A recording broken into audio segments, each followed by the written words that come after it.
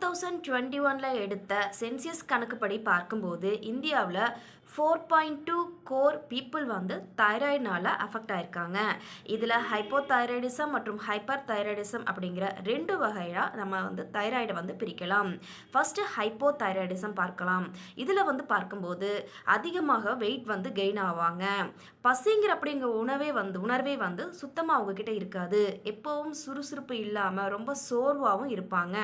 கை கால்கள் மற்றும் முகம் வந்து பார்க்கும்போது கொஞ்சம் வீக்கமாக இருக்கும்.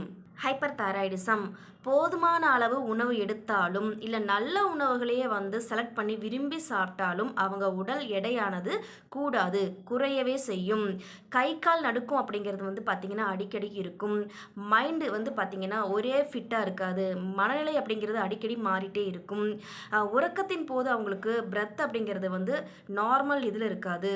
கண் பார்வை திறன் அப்படிங்கிறது ரொம்ப குறைவாக இருக்கும். ஹார்ட் பீட் அப்படிங்கிறது எப்பவும் ஒரே நார்மல் ரேஞ்சில் இருக்காது. Stay healthy.